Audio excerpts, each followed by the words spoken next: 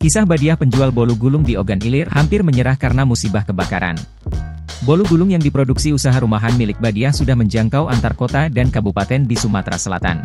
Wanita asal Kabupaten Ogan Ilir tersebut dalam satu harinya bisa mendapat pesanan hingga 20 loyang bolu gulung. Sepintas, apa yang dihasilkan Badiah saat ini bukan tanpa kerja keras dan pengorbanan. Ia bahkan sempat hampir menyerah saat musibah kebakaran menghampiri dirinya. Ya, Badiah begitu banyak mendapat aral rintangan menjalankan bisnis kuliner.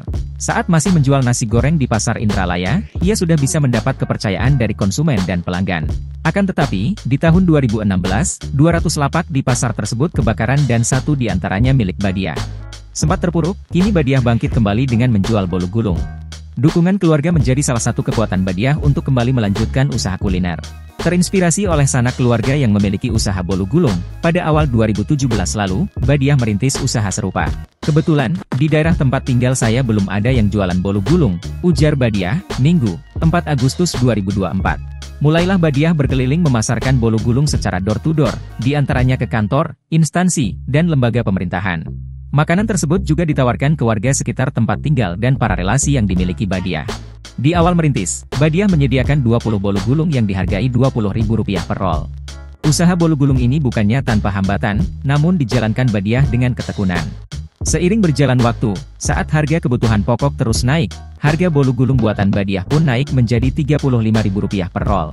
Ada 5 rasa bolu gulung original hasil racikan Badiah, yakni nanas, coklat, serikaya, strawberry dan blueberry. Ada juga yang pesan bolu gulung pandan dan rasa yang berbeda misalnya keju.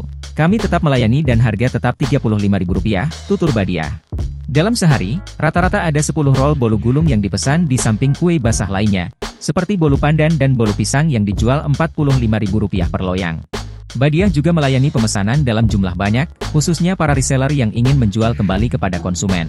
Permintaan bolu gulung buatan Badiah tak hanya dari wilayah Ogan Ilir, namun juga dari Palembang, Banyuasin dan Musi Banyuasin.